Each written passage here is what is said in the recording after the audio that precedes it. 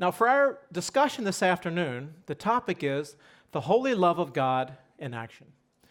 And as we were driving here yesterday, we were praying in the car, and one of the students, I think, typified the theme of this section today when she prayed this way. She prayed, Lord, we don't want to just go to a conference to learn a whole lot of information that just fills our heads only. But we also want to know ways that we can act in obedience to you. And in reality, it would be kind of a shame if we just learned a whole lot of good things, but that never translated into shoe leather, such that we never knew of ways that we can do to act out and take steps in faith. So I wanted to start off with this. Anybody know what this is, this Perplexus ball? Anybody tried this before? And you're still surviving? Okay. It's basically, if you remember, as a kid, they have like a little ball in a maze, and you try to push the ball through the maze and get there. This is like that on steroids. So you have a ball here at this section, and you're trying to get it to the other side. The problem is there are these like stairs, there's chutes, there's runways, there's all these kind of levers to get you there.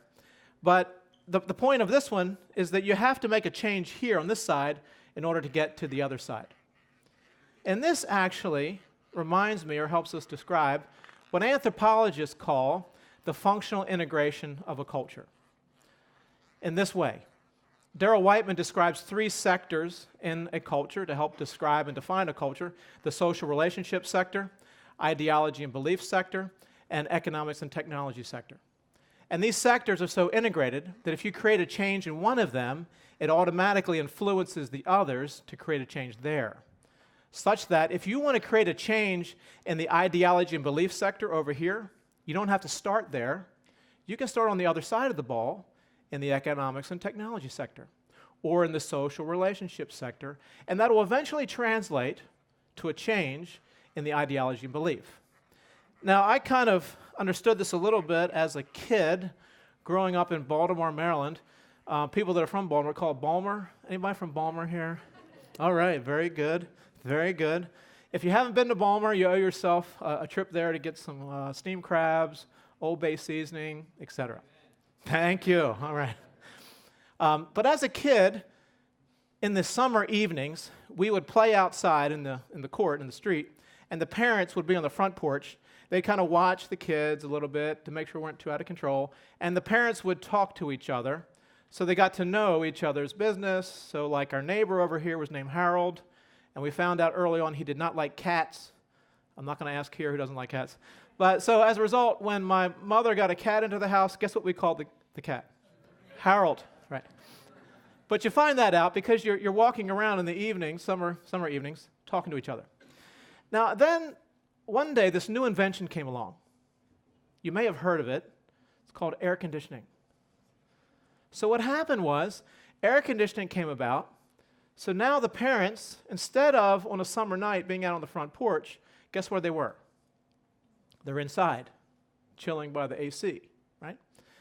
And after a short period of time, this ideology creeps in that they would never have thought possible before that. And the ideology is this: you can be happy and content and fulfilled staying inside your house, not talking to your neighbors.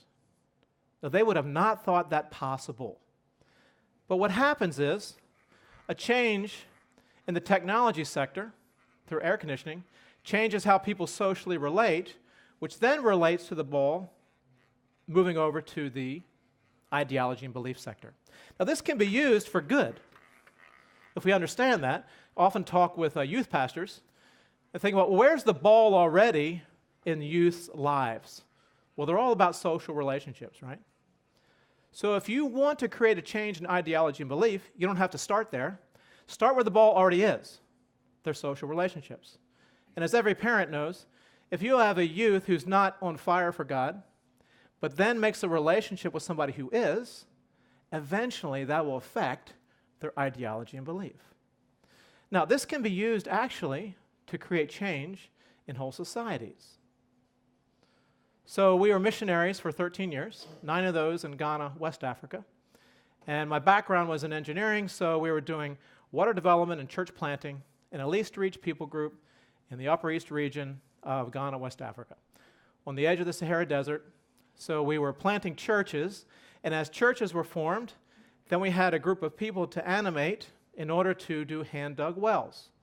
And I did say hand-dug wells. And believe it or not, if people are thirsty and hot, you mark out a spot about 1.5 meters wide. They have picks and shovels, and they start digging until they hit water. It's a lot of work, right? And once they dig and hit water, then we'd introduce a technique to line the wells to protect it from contamination on the surface. Everything was going along fine until one day tragedy struck. The village of Kunkwa, we heard, had a cholera epidemic, and 26 people died in a short span of time. What had happened was rains had come heavily and inundated the traditional wells, that all of the refuse on the ground soaked into the well, and there was cholera inside of that well. When people would drink it, they'd get sick, eventually pass away. And then the cultural custom was, if somebody passes away, then people have to walk, no matter how far it is, to come visit. And as they walk to come visit, the first thing you do is offer them some water. So unknowingly, the culprit, or the reason that they were there, i.e. that water, was the silent killer that was passed on to them, and in a short period of time, a lot of people were passing away. Well, fortunately, we had a well in that village before that epidemic had come. And nobody was dying around this well, the one the church had put in. So eventually they closed the traditional well and invited people to come to this other well, and as a result, the epidemic was abated. And eventually I go back to the village of Kunkwa and meet with the church members, and the church is now swelling at capacity. And I asked them, who knew that this epidemic was coming? I didn't, but God did. And God loved you enough to send this church ahead of time into this village to construct this well in order to save your lives. Who would like to hear more about that God who loves you enough to put that well in to protect you today?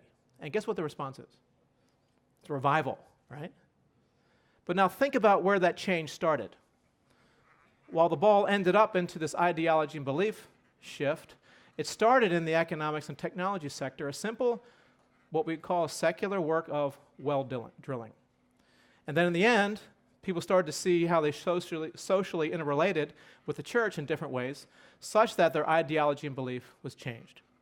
So I'd like to conclude this way. Think about, in your life, what relationships, situations God has put into your hand, and where is the ball right now? Which of those sectors? You may want to change the ideology and belief, but think about where is the energy, where's the ball situated right now? And then as you hear these talks, ask yourself, Lord, what's the next step that I can take to move that ball, to create that change, such that their ideology and belief is changed?